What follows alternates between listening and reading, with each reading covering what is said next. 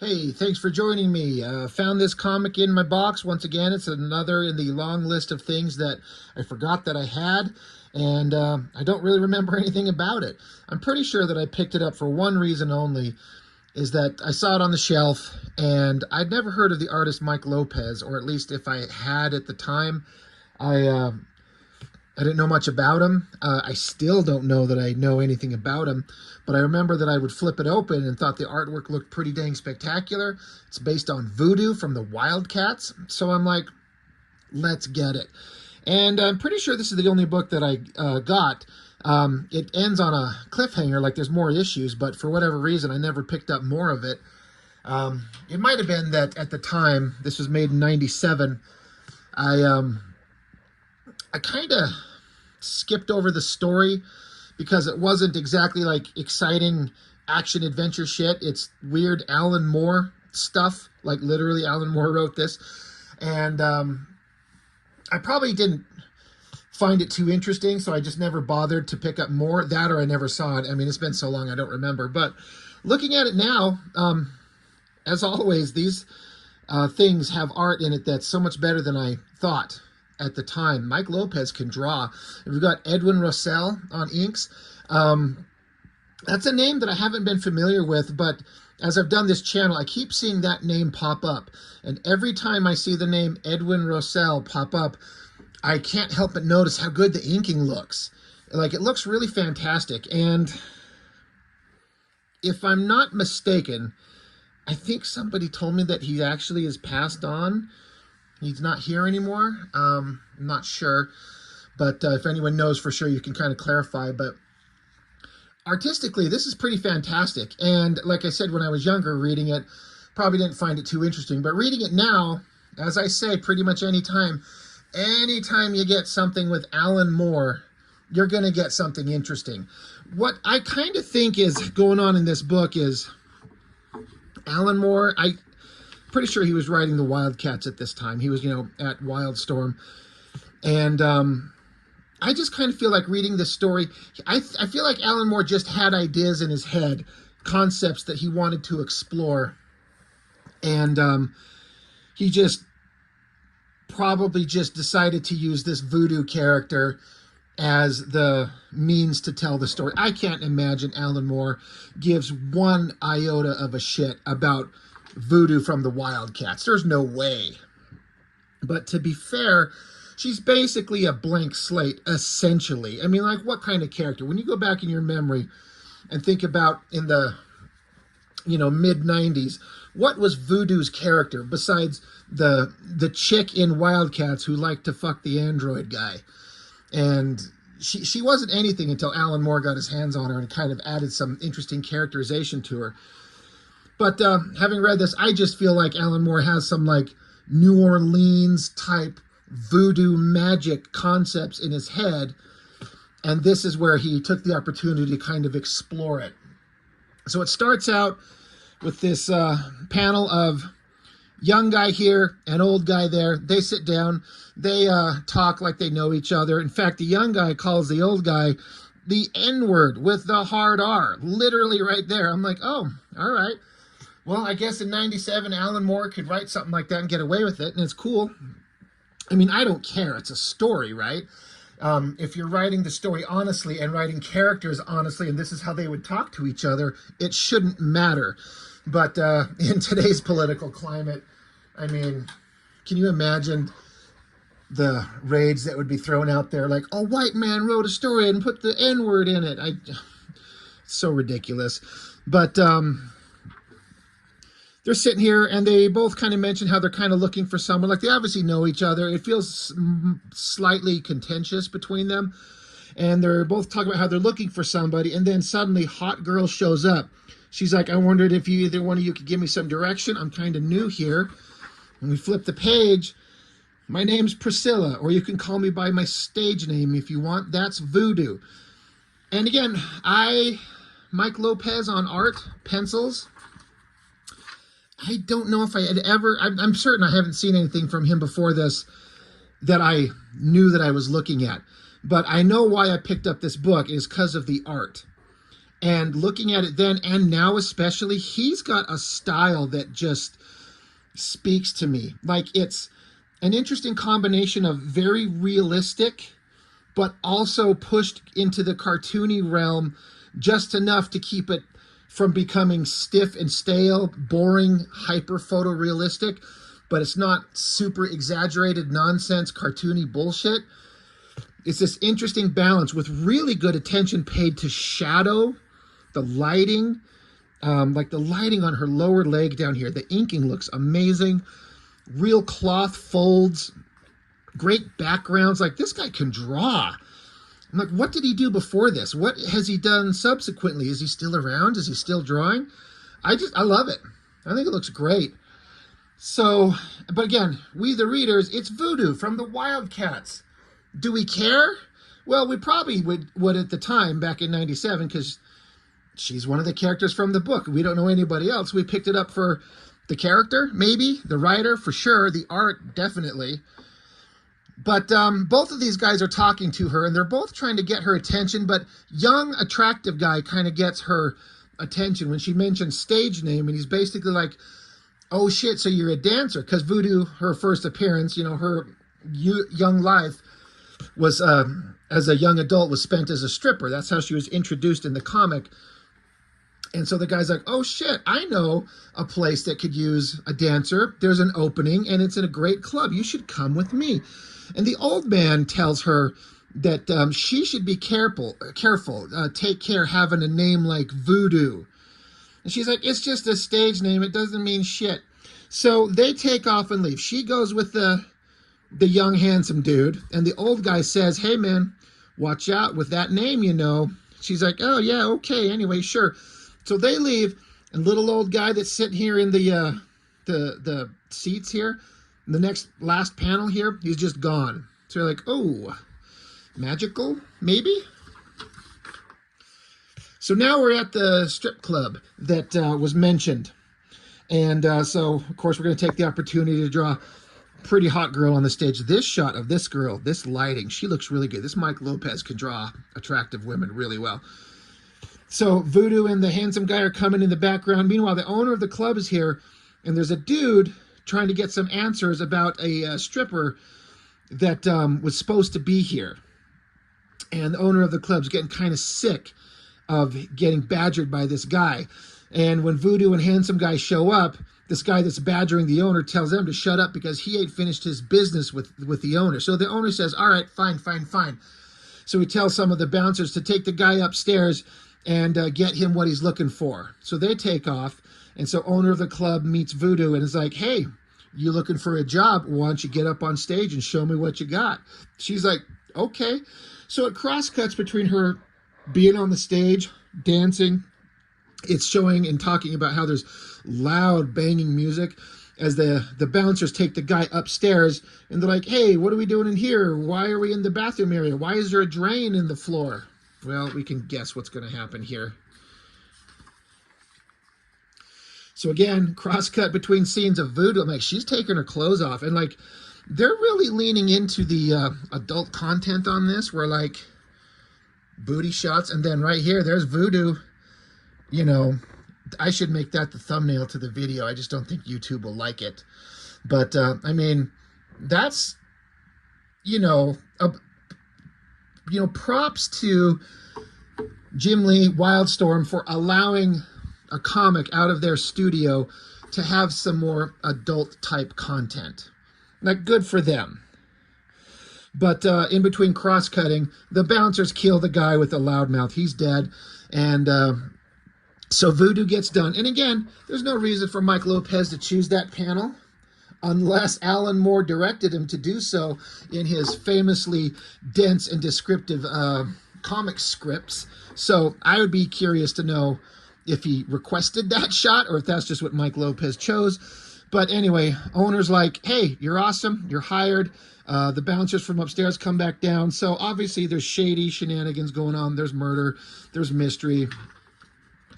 So then handsome guy is with Voodoo, and he's kind of explaining that this club that they're in, the Midnight Lounge, it's got a history.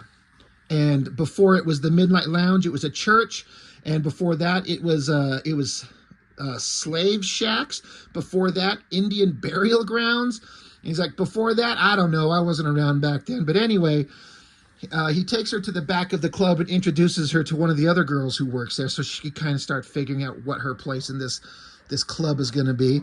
And so the new girl's kind of talking about, they're just kind of introducing each other, talking about what's going on, kind of the history of the building. We see some of it here in a photograph. But yeah, it's building up mystery. But they're talking about in the previous pages, where is this one girl who used to work here, one of the strippers? Her name is Angel. Where's she at? She's gone. She's missing. She'll turn up somewhere. And then you turn the page, and then here she is, undressed and obviously dead. Cops are picking her up, and like she's been stabbed multiple times. She's dead. They're saying that there's no blood lying on the ground where she's lying at, so she must have been killed somewhere else, and then the body dumped here. And they're talking about how there's been multiple girls found killed, so there's a murder mystery going on. So Voodoo, she shows up, and they find out that the stripper girl is killed. So again, mystery about cops investigating. But it's interesting because so far in the comic, as would be expected with Alan Moore, this has nothing to do with Voodoo as the Wildcats character, like a superhero character running around fighting lizard creatures. This is all like New Orleans, magic, mystery, murder. They go inside the room that the murdered stripper lived in, and you can tell it's like, maybe it looks like she was part of some dark religious thing. Blood on the walls, symbols, skulls, candles, like creepy, weird. And they're like, do you guys know anything about this? They're like, no, she was a Catholic girl. Like, this isn't anything like her. This doesn't make any sense. So they're kind of trying to figure out what's going on. And Voodoo herself, Priscilla, she's like, wow, this is crazy that I'm trying to get away. Where is she at in connection with the Wildcats superhero team in the time frame? I don't know if this is worked into the books where she had left the team and then this is where she went. I don't know if this was explained or if she's just showing up in this miniseries. I don't know. But she's out here in the rain, and then along comes a silhouette of a guy's hand and a cane. He says, "What? Didn't I tell you to watch out for that name?" It's that same old guy that she met at the bus terminal at the beginning of the comic. And he's basically, because she can't stay where she was going to because now it's a crime scene. She can't stay there because they're investigating the murder of Angel. So this guy's like, I know you need a place to stay. I got a place you can come if you want. She's like, all right, well, I mean, I need somewhere to go. I'm new to town. I need somewhere to, stay at. And so they come to this big, giant, beautiful building, which Voodoo acknowledges is like this amazing building, but it's also kind of run down. What's that all about? So they go inside, and old guy introduces two other people here. There's a blind guy at the counter and an older woman. And it's basically implied through the dialogue that he used to maybe be like a hitman and she was a hooker. And Voodoo's like, are they really a retired hitman and hooker? And he's like, yeah, there's a lot of things. A lot of people got a lot of history. And so in this part of the story, once again, I feel like Alan Moore just has things he wants to talk about. And he gets into some kind of characters having conversations that are like metaphors for existence and choices and life. They talk about, like, she sees this jar and with holes cut into the top. And she's like, what's that? He says it's a special hornet marinade. We get a lot of them during the summer. He says that I put a little light beer in the container, a bunch of holes in the lid, and then they can't find...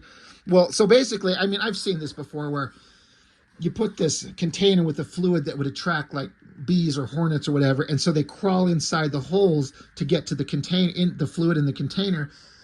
But once they're in, they can never find their way back out. So it traps them, and that's how you kind of like help get rid of these pests. But that whole thing is a metaphor that they're using as a conversation about, earlier they were talking about if Voodoo's going to join this strip club place, you know, Voodoo was mentioning about how she was happy that this door was opened for her. And she has a thing that she can do. And these guys are saying, make sure that the door swings both ways. And she kind of dismissed that. But what the basic metaphor going on here that they're explaining is that even with the right intentions, even with the best thoughts, you could go through a door like the holes in the jar and not know until you're inside that you can't get out. You're trapped. You're stuck. And while this is kind of being explained in these cross-cut panels, you see a girl in a strip club dancing and these guys watching her, and then they're talking to her, they're praising her, they're showering her with gifts and money and offering to take her somewhere. And yeah, he says, where do doors lead except into destiny? You make a choice.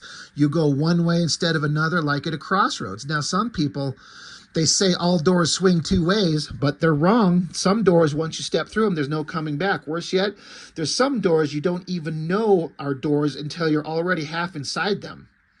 Every new moment is a threshold. Are you going to step across or not? That's the question. So again, you kind of get the idea. This guy's trying to impart some wisdom, warn her, and we're seeing the that kind of example played out in real time with stripper girl stepped into this dangerous world, meet the wrong people, and you know, their conversation continues. Look at the page layout with this art. It looks so good. It's crazy. But the guy continues, that ain't the biggest question that the doorman's got to come to terms with. Yeah, that ain't the only lesson to learn along life's way. Along life's way, the biggest question is this: when is a door not a door? And she says, when it's ajar, like, get it? But of course, that kind of ties in with the jar that traps the hornets. Meanwhile, stripper girl gets led into a room. Bad guy's putting on some brass knuckles. He's got her, pulling her hair back. Looks like he beat her. Looks like she's topless too. But these guys take this girl, Phantom Guard. I'm going to be reviewing that soon too. And they tie her up. Somebody's going to do something bad to her. Great art. And again, here's some more. I have to imagine this is a Alan Moore request, because this panel, old guy is leaving Voodoo to her own. Like, he led her to a room. She can stay there. So Voodoo's staying in the room. But we're also looking at the panel. We're seeing through the jar that was being described, that she's got there, that traps the hornets. Here is this hornet dropping into the liquid, like it finally succumbed. He said he puts beer in there, so maybe the alcohol makes the bugs woozy or whatever. So it drops into the fluid to drown and die. But we're seeing through the jar at her, and she's physically covered halfway up. So the metaphor is clearly drawn. She's already halfway into a dangerous situation. And then this girl, she's fully in a dangerous situation. Voodoo's just lying here in bed smoking. Cut back to these guys that are performing some kind of ritual on this girl. It's cutting back and forth. Here's Voodoo in bed, and there's this mist swirling something coming through the door at her. That is a great drawing. This guy can draw hot girls like holy shit. And meanwhile, these bad guys have done some kind of evil thing. They're doing some kind of ritual.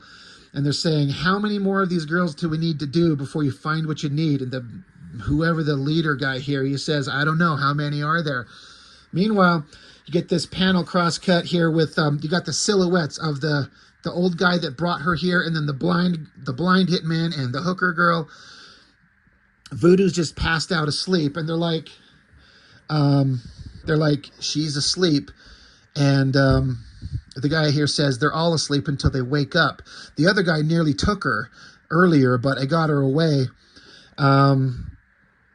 So they keep going to these three are saying, are you sure she's the one? She seems empty, shallow. She knows nothing. They say she's a vessel. She can be filled. Well, let's hope she's not cracked, that she does not break. And so they say, well, nobody else arrived today. It must be her who will end this. I will give her my token, a garter for her thigh, where is her holy grand mystery. And then the other guy says, then this is she, and we're agreed. I will give her my token for her heart and for the opening of its path. The other guy says, I will lay my token down upon her breath for the peace that is amongst the moss and crosses. If she has not some dying to do, then she has much to live up to. So, knowing Alan Moore, which I don't, but from what you read and kind of gather, he's an incredibly smart guy who knows all kinds of things about all kinds of cultures. And I have to imagine this is potentially some kind of like magical ritual, maybe some kind of version of some voodoo magic, maybe. They think that she's here for a reason. There's a purpose. And they lay these tokens upon her to bless her, to give her good fortune, something to that effect, maybe. They think that she's here to end something, and then it ends with this splash page of the tokens that they laid upon her. They're glowing, and the old guy says, I told her she should watch out for that name. And all of these figures, they're glowing with energy, but it's casting shadows on the wall, and you can see that their shadows are like dark, evil spirit creatures. And Voodoo down here, she's just lying there, unaware, asleep. What a great drawing. Like the angle of the bed, the detail, the folds in the sheets. Great art. And that's where the story ends. So, like I said, having read this now, I found it a lot more interesting than, I certainly found it more interesting now than I did when I was a kid. I was just basically looking at the art to see the hot girls. But it's a pretty interesting story, and I have no idea where it goes. I never picked up any more of these, so I'm actually kind of curious if anybody out there has picked these up. And how long did it go? I assume it's just a mini-series, 2 or 3 issues, maybe, something. I don't know, but I'm kind of interested. And I've said it already. I say every time, Alan Moore writes everything interesting. He just makes things so good. And it never fails to be interesting no matter what it is that he writes. And Mike Lopez and Edwin Rossell, what a great penciler inker team. Fantastic art. So well done. So that's basically it. Some ads for books that were going on at the time. And, I mean, I'm sorry. Gen 13, drawn by Gary Frank. I like Gary Frank, but I didn't appreciate his artwork at this time. It wasn't until I got onto that Supreme Power series that I really was like, okay, he's really good. But man, is he the wrong artist for Gen 13. I've said it a million times. As soon as J. Scott Campbell was gone, Gen 13 was over. And it never, ever recovered, despite their best efforts to try over and over and over. They never got back to anything that was interesting. But Voodoo by Alan Moore, interesting. Pretty dang good book. Fantastic art. So I'd like to know more. Anybody got any kind of information on this that you can share in the comments? I'd be curious to know where this story went. It's kind of wild, kind of crazy. Anyway, that's all I got for now. Thank you for joining me. I appreciate it. I'll see you next time.